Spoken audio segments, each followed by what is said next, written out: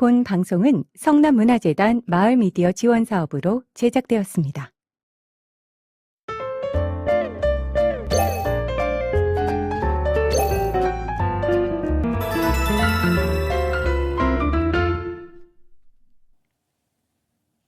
안녕하세요. 성남 새로 고친 9편 도시의 작은 지구 자연을 배우다 진행을 맡은 라울린 김소영입니다. 성남 새로 고침은 성남의 일상 곳곳을 새롭게 바라보는 시간인데요. 이 시간에는 도시의 작은 지구 자연을 배우다 판교 환경생태학습원에 대해서 알아보겠습니다. 판교 환경생태학습원은 어린이들이 생태계 도전의 중요성과 생명의 소중함을 알고 환경과 자연에 대한 이해를 돕기 위한 기관으로 만들어졌는데요. 분당구 대왕판교로 645번 길, 그러니까 화랑공원 근처에 있고 정말 연결돼 있다라고 해도 과언이 아닐 만큼 가깝습니다. 매주 월요일은 휴관이고요. 매일 10시에서 오후 5시까지 개관을 해놓고 있는데요. 제일 좋은 점이 뭔지 아세요? 입장료가 무료입니다. 그리고 주차도 2시간이 무료입니다. 더운 날, 바람이 많이 부는 날, 추운 날, 비 오는 날, 저는 이곳을 더 추천하고 싶어요. 그렇지 않아도 가볼 만한 이유가 많지만 이렇게 바깥에서 활동하기 힘든 그런 시기에는 정말 최고의 장소가 아닐까 싶고요. 만약에 날씨가 좋다면 이후에 화랑공원에서 산책하는 것도 추천드립니다. 저는 이곳을 가보면서 이곳은 어린이들뿐 아니라 어른에게도 정말 좋은 장소다라는 생각을 했거든요. 잠시 뒤에 그 이유를 전해드릴게요. 먼저 판교 환경생태학습원을 새롭게 보는 관점 전해드릴까요? 일단 도시 한가운데 남겨진 마지막 자연섬이다. 이겁니다. 이게 무슨 얘기냐라고 생각하실 텐데요. 이름이 판교가 들어가잖아요. 판교는 IT 기업이나 스타트업, 고층 빌딩, 이런 첨단 도시, 아주 특별한 빌딩들 이런 것들이 꽤 많이 있는데 그 중심에 원시 습지와 습원 생태계가 살아있다는 점이 정말 특별합니다. 그냥 학습원을 만든 게 아니냐라는 생각이 있을 수도 있지만요. 제 얘기를 듣다 보면 그게 아니네 라는 생각을 하실 거예요. 도시가 자연을 밀어낸 게 아니라 자연을 중심으로 도시가 둘러싸고 있는 그런 이야기인 거죠. 이게 무슨 얘기냐면요. 원래 있던 습지를 보존하면서 만든 원형 유지형 공간이다라고 이야기할 수 있는 거죠. 그러니까 다른 생태 체험장이 인공 공간이라면 이곳은 자연 공간이다라고도 크게 이야기할 수 있을 것 같아요. 자연 박물관 만들어진 게 아니라 살아있는 실시간이다라고도 이야기할 수 있을 것 같은데 그래서 매년 생물종 조사 결과가 달라지기도 하고요. 그리고 낮과 밤이 완전히 다른 공간이기도 한데요.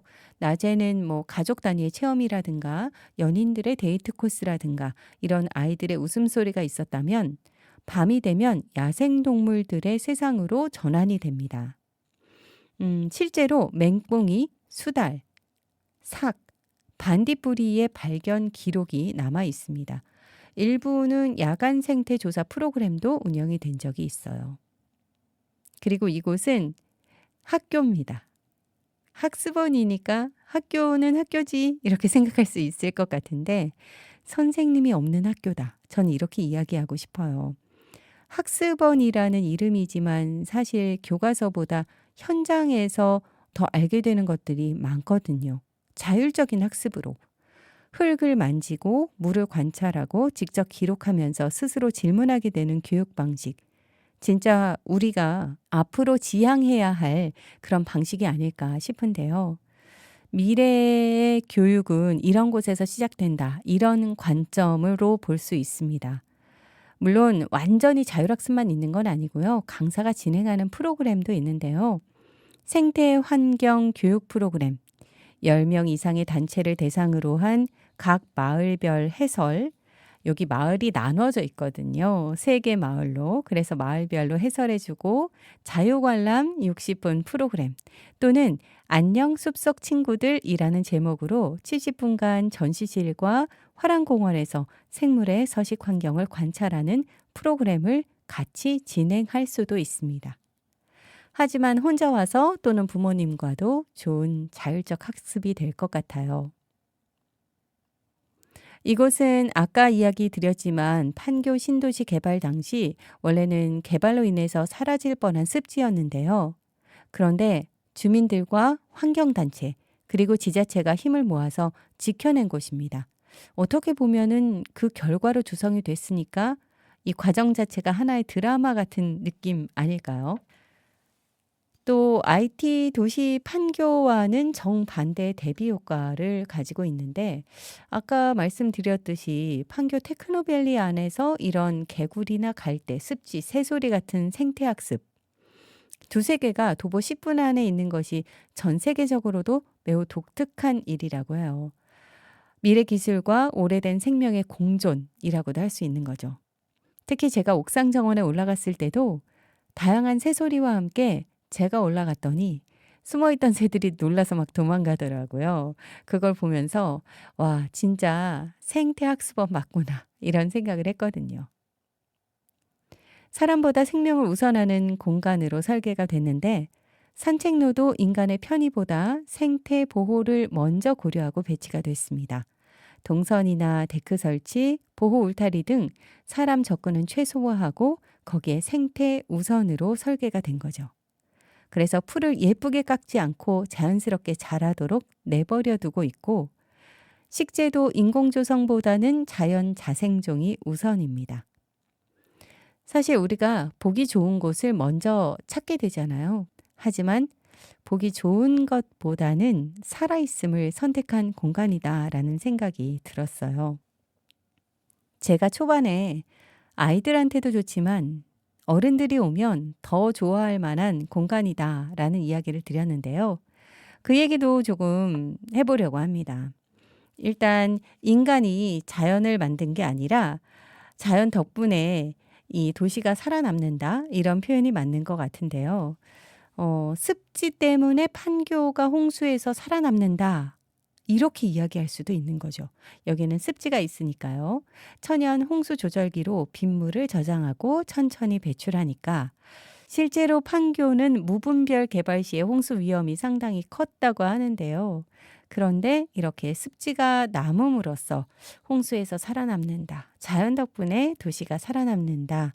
이런 이야기를 할 수 있을 것 같아요. 그리고 여기 갔을 때 제가 느낀 점은요. 자연이 조용하지 않구나라는 거였어요. 보통 어른들은 그렇게 생각하죠. 숲이다, 자연이다 하면 고요하다, 조용하다, 고즈넉하다. 동일시하게 되는데요. 막상 여기에서 자연을 바라보니까 참 바쁘게 돌아가고 있구나라는 생각이 들었습니다. 조금 더 심각하게 얘기하면 생명들의 전쟁터라고 이야기할까요? 한쪽 벽면에 지렁이가 어떻게 살아가는지에 대한 걸 보여주는 쪽이 있었는데요. 땅속에서 지렁이가 흙을 뒤집어 엎고 조용히 있는 게 아니다라는 느낌이 저는 확 와닿더라고요. 또 밤에는 뭐 포식자가 출몰할 수도 있겠죠.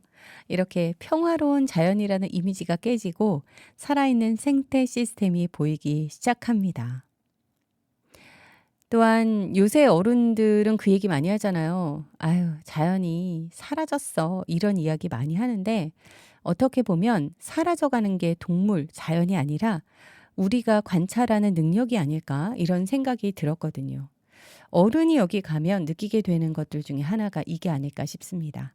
맹꽁이도 있고 수달도 있고 가재도 있고 반딧불이도 있고 아직 다 존재하고 있는데 '내가 다 없어졌어.'라고 생각하고 있었던 게 아닐까? 우리가 못 보고 살았던 게 아닐까? 그래서 내 스스로 자연을 놓아버린 거, 잃어버린 거 아닐까라는 걸 막 깨닫게 되는 순간이더라고요. 또 어른들은 깔끔하게 정돈된 공원에 익숙하죠. 예쁘게 규격을 맞춰서 해 놔야 '아 잘 가꾸어 놨구나.'라는 생각을 하는데요. 여기는 관리자가 잡초를 일부러 잘 뽑지 않는다고 합니다. 잡초처럼 보이는 식물이 나비 유충의 먹이가 되기도 하고요. 풀을 베는 행위 자체가 생태계를 파괴하는 것일 수도 있으니까요. 어떻게 보면 저는 이곳에서 '정리는 좋은 것이다.' 라는 그런 사고를 뒤집는 경험을 하게 됐습니다. '정리가 반드시 좋은 것은 아닐 수도 있구나.'라는 생각하게 되실 거예요. 어른들은 또 '환경이 예쁘고 평화로운 거다.'라고 생각하지만요. 여기서 보면 '생태가 엄청난 과학적 구조와 설계를 통해서 유지되고 있구나.'라는 걸 배우게 되더라고요. 뭐 물 흐름을 조절하는 수문 구조라든가 생태계 모니터링 데이터 활용이라든가 환경 보호가 낭만이 아니라 과학기술과 전략이었구나라는 사실을 깨닫게 됐습니다. 어린이 교육장 같지만 사실은 어른을 가르치는 곳이기도 한데요. 아이들이 물고기를 관찰할 때 어른은 왜 이게 중요한지 설명을 듣고 오히려 더 '아 그렇구나.' 이렇게 깨닫게 되는 것들이 참 많더라고요. '내가 그동안 환경을 너무 단순하게 생각했나?'라는 생각도 많이 들어서 오히려 어린이를 위한 시설이지만 실제로는 어른을 계몽하는 공간이었습니다.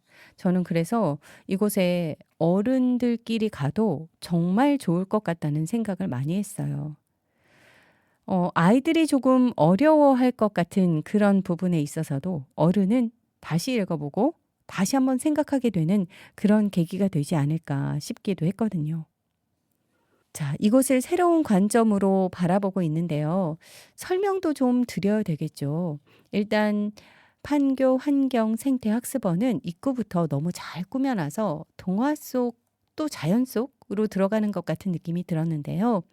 1층은 식물들로 꾸며져 있고 초록 마을이에요. 2층은 동물들에 대한 이야기 파란 마을, 또 환경에 대한 이야기 하얀 마을, 이렇게 테마 3개의 마을로 이루어져 있고요. 3층에는 옥상 정원, 화랑 공원이 그대로 보입니다. 그리고 3층 규모의 난대성 온실도 있어서 한겨울에 가도 초록초록한 모습을 볼 수 있어서 참 좋지 않을까라는 생각이 들었는데요. 뭐 사실 자세히 말씀드리자면 끝이 없지만 제가 눈이 갔던 부분, 편백나무 놀이터가 있습니다. 편백나무는 그 조각이 향도 참 좋잖아요. 근데 그 조각으로 온통 이루어져 있는 모래 놀이터가 아니라 편백나무 작은 알갱이들 사이에 쏙 들어가서 놀 수 있는 그런 놀이터였어요. 장난감으로 편백나무를 다 떠담을 수 있어서 '아 아이들이 진짜 좋아하고 손에서도 좋은 향이 나겠다.'라는 생각이 들었고요. 두 번째는 스탬프인데요. 이 스탬프 참 재밌잖아요. 파란 마을, 하얀 마을, 초록 마을 돌아다니면서 중간중간에 스탬프를 찍을 수 있다는 게 또 아이들한테는 뭔가 하나씩 해낸 것 같은 성취감을 줄 수도 있어서 좋지 않을까라는 생각이 들었고요. 미디어를 활용해서 실제로 체험해 보는 것 같은 엄청나게 많은 것들이 있었습니다. 하나하나씩 저절로 눌러보게 되고 그게 참 재밌더라고요. 그리고 게임 비슷하게 환경에 방해가 되는 것들을 오재미 아시죠? 예전에 저희 운동회 때 던졌던 그 오재미처럼 생긴 공을 가지고 환경에 방해가 되는 것들, 환경을 오염시키는 것들이 나타날 때마다 던져서 맞추면 점수가 올라가요. 마치 뭐 예전에 오락실 같은 데 가면 농구 게임 있잖아요. 농구공 넣을 때마다 점수가 올라가는 것처럼 그 환경 오염 물질을 맞춰야만 점수가 올라가는 거죠. 사실 어린이들이 맞추기는 아주 어린아이들은 맞추기는 좀 힘들겠다 싶었어요. 왜냐하면 어른인 저도 쉽게 못 맞추겠더라고요. 근데 '어른들이 같이 가서 이걸 맞추면 더 재밌지 않을까?'라는 생각이 들었습니다. 점수가 실시간으로 올라가는 것도 재미있었고요. 두더지 게임 아시죠? 두더지처럼 똑같이 되어 있는데 망치로 두드리는 건 아니고요. 버튼을 눌러서. 그런데 환경 오염 물질만 버튼을 눌러야 해요. 가끔 초록색 이파리가 나오는데 저도 모르게 누르게 되면 점수가 깎이는 거죠. 그리고 제가 좋았던 공간은요.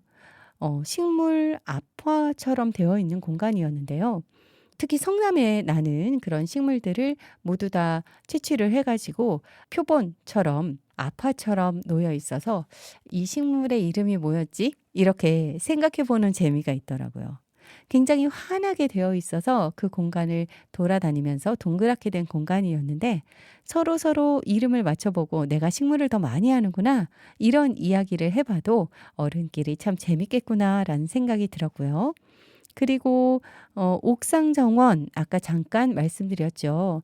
화랑공원의 전경과 함께 경부고속도로가 훤히 보이는 멋진 풍경을 감상할 수 있습니다. 또한 여기 꽃들도 있어서 정원이니까요. 좋았어요.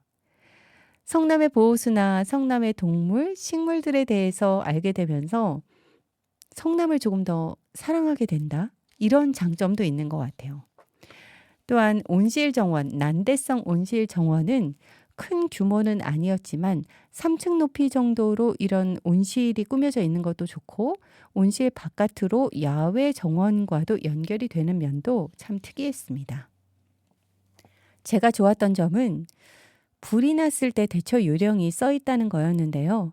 이런 시설일수록 반드시 필요한 게 아닌가 싶은데 우리 아이들은 잘 모를 수 있잖아요. 그래서 초록 모양의 토끼를 따라 밖으로 나갑니다. 이렇게 되어 있고 군데군데 초록 토끼가 방향을 가리키고 있어요. 그 방향대로 도망을 가면 되는 거죠. 이 시스템은 참 필요하지 않을까. 특히 한글을 모르는 아이들에게도 정말 유용하지 않을까라는 생각이 들었습니다. 환경 전문 봉사자 교육 프로그램도 운영하고 있어요. 판교 환경생태학습원에서 매년 정기적으로 진행되고 있는 자원봉사자 양성 교육인데요.